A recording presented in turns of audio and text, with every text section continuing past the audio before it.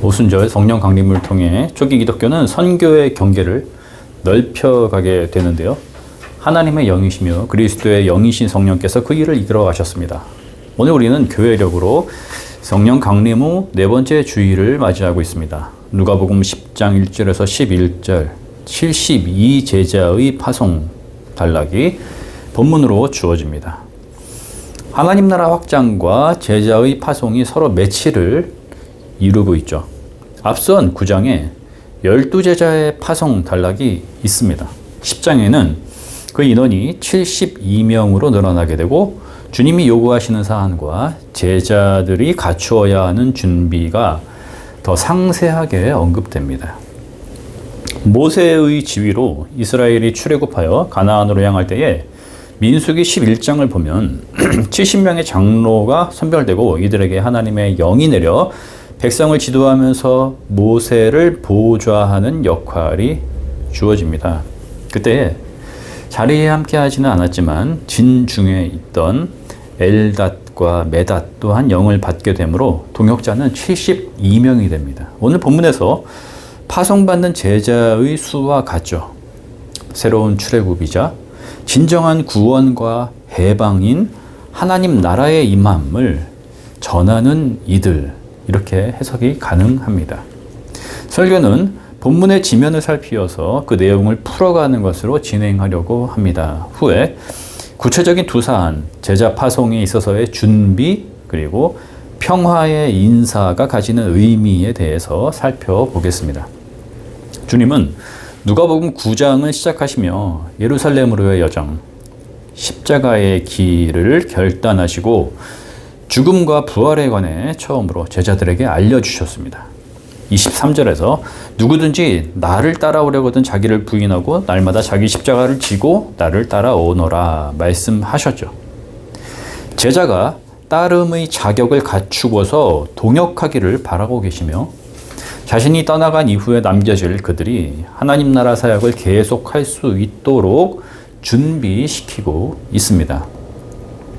일반인들의 눈에는 보일 리가 없지만 주님은 추수할 때가 이르렀고 일꾼이 넉넉지가 않으니 하늘아버지께 도움을 청하라 하시면서 가거라 명하시죠. 그런데 제자들이 나아가야 하는 곳이 어린 양을 이리 가운데로 보냄과 같은 사정이라고 말씀하시네요. 광야나 사나운 짐승이 있는 지역으로 보냄을 받는다는 것이 아니라 예루살렘으로 향하는 길목의 동네로 가는 것인데 그들이 환영을 받지 못하고 사정이 녹록지가 않다는 겁니다. 제자의 발걸음은 무거울 수밖에 없죠. 물론 자발성이 배제될 수는 없겠지만 제자의 길은 본래 부르심에 대한 순종에 있으며 자기를 부인하는 것에서 시작된다는 점을 상기시켜 줍니다. 주님은 제자들이 물건이나 돈을 담아둘 채비를 갖추지 말고 도중에 누군가와 인사를 나누지도 말며 어느 가정에 들어갈 때에는 평화의 인사를 전하라 하셨습니다. 받아들여지면 거기에서 머물며 식사를 제공받으라는 것이죠. 확실히 여행을 위한 여정은 아니라는 점이 분명하게 드러납니다. 자신의 안위를 위한 준비가 빠져 있기 때문이죠. 도중에 인사를 배제한다는 것도 좌고우면할 것이 아니라 주어진 일에 몰두하면서 앞으로 향해 나아가라는 것입니다. 이 집 저 집 드나들지 말고 한 곳에 머물라는 지시도 급박한 사정을 대변하고 있죠. 파송받는 제자들을 추수 때의 일꾼이라 칭하시는 점도 그러하듯이 종말론적인 분위기가 고조되고 있습니다.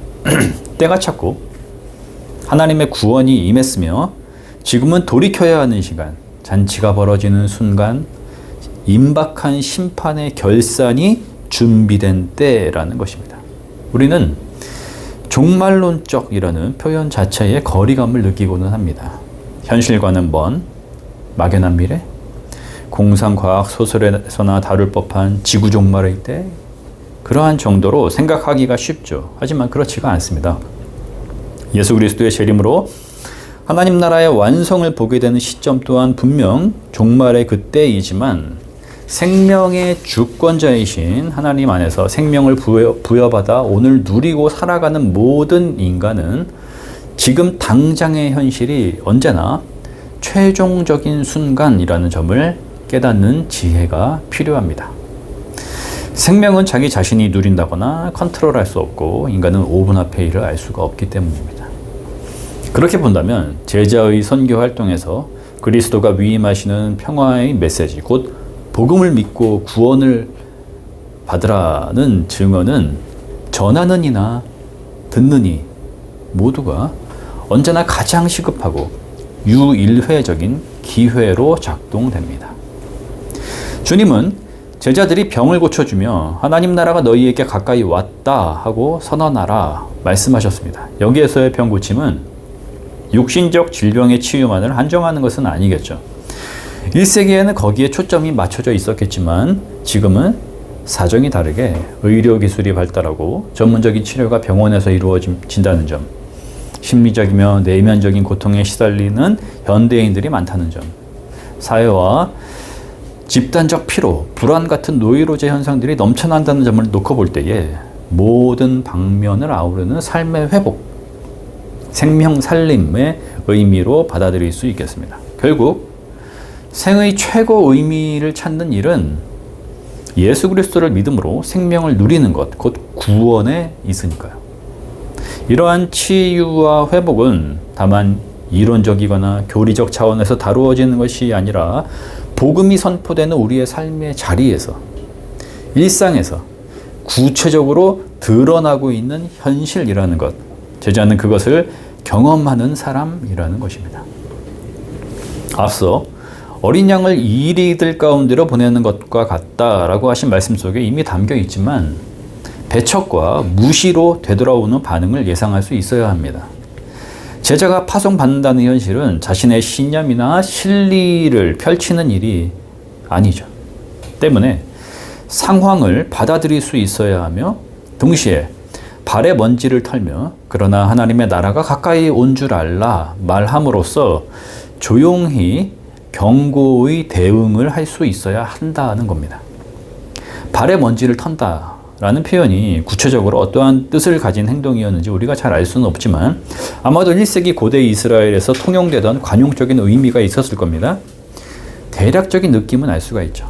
이러한 소극적 행위를 통해서 제자는 사인을 보여주라는 겁니다. 받아들이지 않는 상대의 입장에서는 어떠한 거리낌도 없고 그것이 무의미한 행동처럼 보인다 해도 제자의 복음 선포가 불필요한 호소 혹은 무의미성에 그치는 행동이 아니었다는 점을 확증하는 증표로 남기고 그 표시를 보여줌으로써 세상을 향한 경고가 전해지게 됩니다. 그것이 예수 그리스도로부터 전하라 위임받은 소식이었기 때문입니다. 제자의 파송은 기독교 신앙의 중심이며 제자로 살아가기를 결단하는 그리스도인의 숙명적 임무라 하겠습니다. 그것을 포기하는 것은 정체성을 포기하는 일이기에 우리는 오늘 모두 이 본문을 자신에게 부과되고 있는 사명으로 받들어야 합니다. 파송받았다는 것은 무엇을 말하는 것일까요? 오랜 선교 활동에 머물러야 한다는 것일까요? 이웃을 위한 봉사에 헌신해야 한다는 것일까요? 일터나 가정에서 그리스도를 따르는 무언가를 해야 한다는 것일까요? 일정한 답은 없습니다. 각자 삶의 정황이 다르듯 방향성이 있을 뿐이죠. 이것도 저것도 가지지 말며 집중하여 그 길을 걸어가라 말씀하시는 주님은 두 가지의 준비된 상태를 요구하실 뿐입니다. 그 중에 하나는 기도입니다. 2절, 그때에 그들에게 말씀하셨다. 추수할 것은 많으나 일꾼이 적다. 그러므로 추수하는 주인에게 추수할 일꾼을 보내달라고 청하여라. 하늘아버지께 간구를 하라는 것입니다. 무엇을요? 지금은 구원의 때이기에 보냄을 받는 제자들을 준비시켜 달라고 청하라는 겁니다. 나 아닌 다른 누군가를 위한 중보의 의미만을 담고 있는 것은 아니죠. 나 또한 준비되어 일꾼으로 파송을 받아야 하는 자가 됩니다. 주님은 3절 가거라, 즉 길을 나서기 전에 이 기도를 먼저 드려야 한다라고 요청하고 있습니다. 우리는 선교 사역을 위한 계획과 준비, 직장이나 주변 이웃에게 복음과 그리스도의 사랑을 전하기 위한 접촉점을 마련하기 위해서 다양한 시도와 분주한 노력에 몰두하다가 자칫 기도의 중요성을 놓치기가 쉽습니다. 그것이 결정적으로 하나님 나라를 위한 일인지 아니면 자신을 위한 일인지 판가름할 기준이 되고, 철저히 그리스도를 신뢰하며 진행하고 있는지, 자신의 신념을 추진력으로 삼고 있는지 구분케 해줄 시금석이 바로 기도라는 점을 놓쳐서는 안 되겠습니다. 파송받음의 의미에서 제자에게 요청되는 또 다른 준비는 소유로부터의 자유함, 그 정신을 유지하는 것입니다. 참으로 힘든 일이죠. 본성을 거스르는 일이기도 하고요. 고대시대의 견유학파라고 불리는 철학자들은 본문의 제자와 같이 무전여행을 하면서 떠돌았는데, 그들은 구걸할 돈가방을 가지고 다녔다는 것이 제자와는 구별이 됩니다.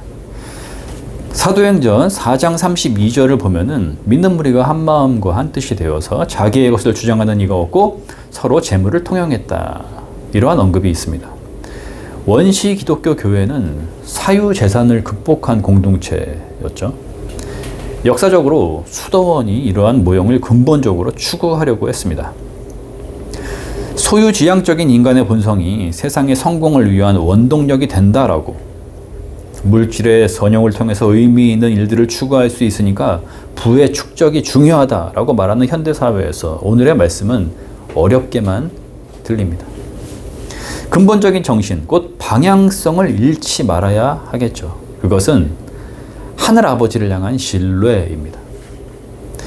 소중한 일을 하는 자녀들을 하늘 아버지가 먹이고 입히신다는 사실은 당연한 것이 되며, 자녀의 연대감 안에서 그리스도의 한 몸을 추구하는 교회의 본질이 건강하게 작동되는 한 제자는 물질적, 정신적 곤고함에 홀로 떨어질 수 없다는 것입니다.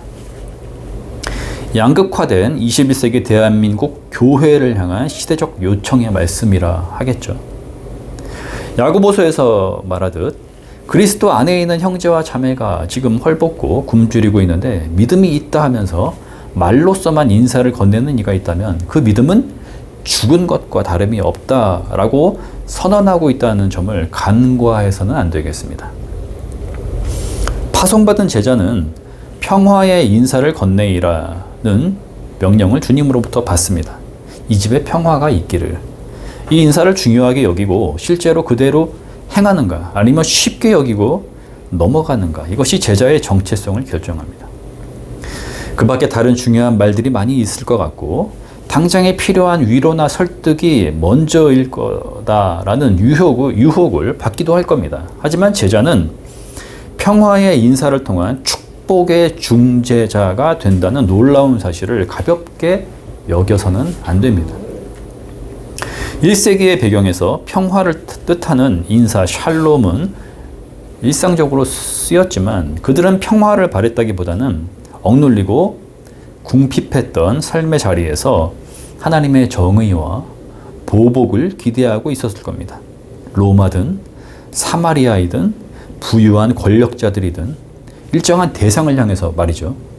하지만 제자는 그러한 현실에서도 특별한 의미를 지닌 평화의 인사를 건네여야만 합니다. 그것이 마음의 안정, 물질의 회복과 같은 좀 더 나은 삶 정도를 빌어주는 차원에 있는 것이 아니기 때문입니다.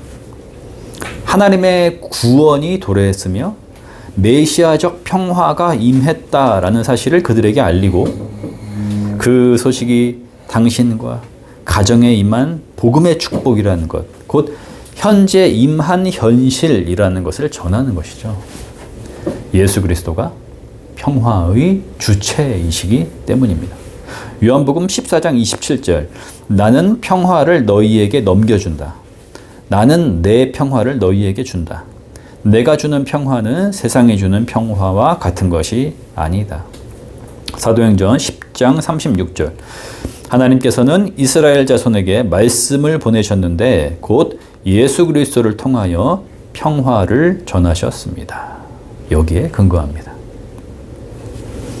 오늘 우리 그리스도인들도 복음을 전하며 평화의 인사를 흐트러짐 없는 마음가짐으로 믿음을 견지하면서 전하고 있는가? 물어야 합니다. 사람들이 평화를 원하는 것이 아니라 경쟁과 성공을, 소유지향의 이기성을 삶의 목표로 두고 있다 하더라도, 그것이 세상의 질서와 시대 정신이라 하더라도 그리스도의 평화를 전하는 것이 생명 차원의 문제라는 것을 직시하고 하나님과의 평화를 이루는 일, 자신과 평화를 이루는 일, 이웃과 평화를 이루는 일이 삶에서 가장 가치 있으며 우선적으로 추구해야 하는 일임을 중심에 새기면서 복음을 듣는 이들 모두가 그 평화 안에 있기를 축복해야 합니다. 11절, 평화의 인사를 받지 않는 이들과 동네를 향해 발의 먼지를 떨어버리는 행위를 함으로써 경고를 보내라는 말씀이 있죠. 즉 그리스도의 평화는 결코 땅에 떨어지지 않는다는 것입니다. 상대에게 미치지 않으면 제자 자신에게 돌아오게 되는 것이죠. 이 말씀을 받고 있는 72명의 제자들, 그리고 초기 기독교 공동체의 선교 사역을 감당하던 믿음의 증인들은 어떠한 모습이었을까 상상을 해보곤 합니다. 오늘 우리 그리스도인들이 닮아가야 하는 모습이죠. 말씀에 의지하여 담대하게, 그리고 단단하면서도 따뜻함을 잃지 않고 평화의 인사를 전하며 때론 무시나 배척을 받기도 하지만 형제 자매들을 만나 주의 식탁을 나누는 교제를 누리면서 하나님의 나라가 임한 현실을 공유하는 기쁨을 맛봅니다. 주의 일을 하기에 그리스도의 평화가 땅에 떨어지지 않음을 알고 외면받는 곳에서 경고의 사인을 남기지만 또다시 부르심에 순종하여 마음을 새롭게 함으로 부활의 말씀을 가지고 세상으로 들어가죠. 참으로 아름답고 거룩한 일이 아닐 수가 없습니다. 임마누엘, 하나님이 제자의 사역 가운데 함께 하시기에 그리스도 예수 안에서 우리의 마음과 생각을 평화로 지키실 것입니다. 아멘.